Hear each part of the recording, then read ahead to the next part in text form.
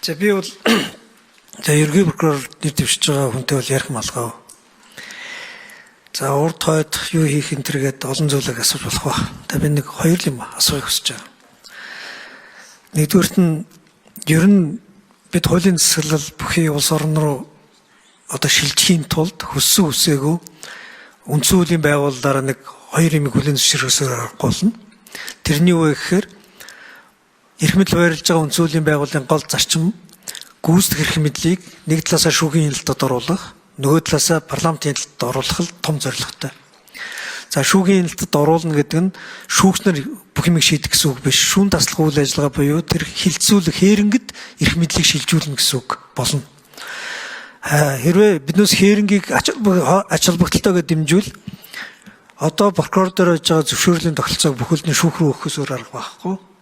Шүүхийн өмнө прокурор өмгөөлөгч яагаад энэ процессын арга хэмжээг авах хэрэгтэй, энэ яагаад энэ нотлохоорнд болж байгаа, яагаад энэ буруутай буруугүй вэ гэдэг асуудлаа мэтгэлцэж шүүхийн өмнө эрхтэх байдлаар хангадаг тэр зарчим руу явна гэсэн.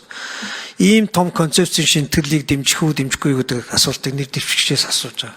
Одоо үйлчилж байгаа эрүүг хэргийн шийдвэрлэх хуулинд шүүхээр зөвшөөрөл өгдөг. Шүүхийн зөвшөөрлөөр явдаг олон зүйлүүд өөрчлөгдөж орж ирсэн. Хүний эрх талаасаа энэ бол маш чухал заалтууд аа. Тэшүүний ярьж байгаа энэ зүйл дээр бол бас би дэмжсэн байр суурьтай байгаа юм. Учир юу гэвэл хүний эрхтэй холбоотой энэ асуудал болгон шүүгээр хэлцдэг. Гэхдээ дэмжсэн байр суурь дээр нэг асуудал бий. Манай тогтолцооны өөрчлөлт юу лээ? Ром, Герман, Англи саксон. Тэгэхээр энэ зүйл дээр зарим нэгэн зүйл дээр мэтгэлцэх зарчим үйлчлэн зарим дээр нь мэтгэлцэхгүй асуудлууд үүсдэг. Тэгээ энэ нөхцөл байдлуудыг уян гатан хууль тогтоогч шийдээд явах юм бол энэ дээр одоо прокурорын байгууллагын зүгээс дэмжихгүй гэх. Прокурорын байгууллага өөрөө хууль хэрэгжүүлэгч байгууллага. Парламентаас батлагдсан хуулийг хэрэгжүүлээл явна. Хариулт юм байна. Хариулж дуслаа. За хоёрт нь би занаж дараас асуумаар байна. Прокурорын тухай хууль, төрийн албаны тухай хуулийн хоёр дээр чинь зөрчил үүсэж байна. Энэ зөрчил үүсэж байгаа хуулийнхаа нюансыг та яаж тайлбарлах юм бэ гэдэг асуултыг асуумаар байна. Улсын их хурлын хууль зүйн байнгын хорон дээр орж ирж байгаа гол шалтгаан нэгдүгээр энэ салбарын хүн, хоёрдугаар хуулийн дагуу томилогдож байгаа юу гэдэг л хоёр асуултын хариу байгаа. За энэ асуултанд тэр хариу авч. За Тэмүүжин гэсэн чухал хуулийн зөрчилтэй байж болзошгүй асуудлын талаар тодрууллаа. За энэ асуултанд бас хууль зүйн байнгын хороо бас тодорхой хариулт өгсөн гэж бодож байна.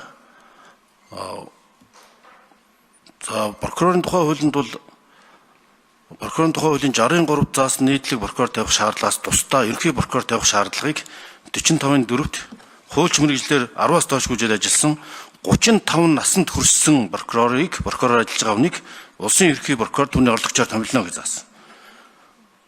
За ингээд улсын ерөнхий прокурорыг Монгол улсын ерөнхийлөгч улсын их хурлаар зөвшөлдсөн 6 жилээр томилно гэж тусдаа зохицуултаар зохицуулсан. Нэг. Хоёрдугаарт нь төрийн албаны тухай хуулийг дагаж мөрдөж прокурорын асуудлыг хэрэгжинэ гэж 68-ын 1 заасан. 63 дахь зөрчилж байгаа. Биш. За энэ хоёр төрийн албаны тухай хууль бол 2018 онд прокурорын хуулийн дараа батлагдсан. Тийм учраас сүүлд батлагдсан төрийн албаны нийтлэг хууль авирж байгаа. Гуравдугаарт саяхан үндсэн хуулийн цэцгийн шүүгчийн настай холбоотой заалтыг хууль зүйн байнгаараа улсын их хурлаар авч хэлцэхдээ улсын их хурлын чуулганаар болон хууль зүйн байнгаараа хэлцэхдээ энэ асуултын зөрчлийг нэг мөр тэмдэглэж хууль зүйн байнгаараа болон гишүүд хуулийн байгууллагууд дээр энэ үндсэн хуулийн цэцгийн дүгнэлтийг нэг мөр шийдвэрлэж авъя гэсэн энэ тэмдэглэсэн энэ хуулийн зөрчлийн асуудлыг бас тодорхой болгосон гэж үзэж байна. Цаашдаа хууль эрх зүйн зохицуултуудыг улам боловсронгуйлах шаардлага байна. Ер нь дэлхийн нийтийн жишгийг бас харгалзан үзэх шаардлагатай байна гэж бодож байна. За хэлцэж байгаатай холбоотой асуудлаар нэг 3 үг хэлмээр байна. За нэгдүгээрт нь түрүү хуулийн асуудал дээр зандан шатар дарга хэллээ. Энэ хуулийн асуудлыг хууль зүйн байнгаараа бас анхаарч улсын их хурл дээр нэг мөр болохгүй бол томилж байгаа хэсэг дээр ч томилогдож явж байгаа хүн дээрээ ч ардаа нэг тийм гогтойгоо үлдчих гээд байгаа юм шиг харагдаад байгаа шүү.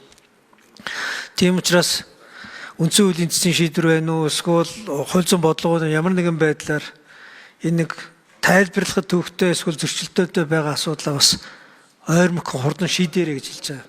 Шийдэхгүй бол цаг мөнх энэ нөхцлөө дээр байхгүй. Юм өөрчлөгдөнө. Ард гогтойгоо үлдвэл, хуулийн асуудал үлдвэл аль аль ажил хийж байгаа хүндээ садаатай, хууль тогтоож байгаа хүмүүстэй ч бас төвхтэй. Хоёрт нь прокурор дээр том шинтгэл хийхэд нэг зарчим юм байгаа. Уул 2012 онд орж ирсэн. Тэгээд бүрэн хэрэгж чадахгүй манай бүр бүрдгэрээд алга болчихлоо. Шүүх төлөөлөх хэрэг гэж. Шүүхийн өмнө прокурор шүүхт өмгөөлөгч хоёрыг яг ижил хэмжээнд эрх мэдэлтэй байлгадаг, мэргэжлийн хувьд мэргэжилдээ үнэн хариуцлагатай хуулийн дагуу ажилладаг болгодог энэ механизм байгаа юм. Би нэг газар явж байгаад шүүхэд төлөөлөх хэрэг алдсан прокурортой таарч үзсэн. Энэ тэгээ юу хийх вэ гэсэн чинь энэ шүүх рүү орохгүй, баар давж алхахгүй. Тэгээ прокурорын байгууллагад одоо архив хавцаа захиранал ажил хийх баг. Жилийн дотор шүүх төлөөлөх хэрэгээ буцааж авч чадахгүй бол ийм хүнийг прокурор тижих албагүй. Жилийн дараа халах баг гэж. Энэ систем яаж ажиллаж байгааг нэхээр прокурор дээрээ байгаа даргадаа үнж байх тухай биш. Шүүхэд ажлаа шудраг үнэн хуулийн дагуу хийдэг байх тухай яриа. Прокурорын дотоод ёс зүйн системийн тухай яриа биш.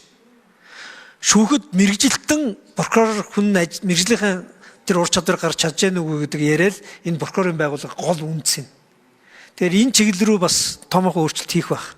Нэг нь шүүхтээр ажиллана гэдэг дахиад нэг том зарчим юм байгаа. Биднээс нөгөө мөн чанар агуулгаас илүүтэй хэлбэртэлтэнд их дуртай үндэстэй юм. Прокурорыг дүрм төвцтэй болоод цэргийн юм шиг болох гэж нэгсэг оролцсон. Одоо та бүхэн энэ хувцсандаа дуртай байгаа бах. Шүүх рүү орохдоо одоо өмгөөлөгч нар нүмерэг өмсч ордог болцсон. Бас тэрэндээ дуртай байгаа юм шиг байлаа.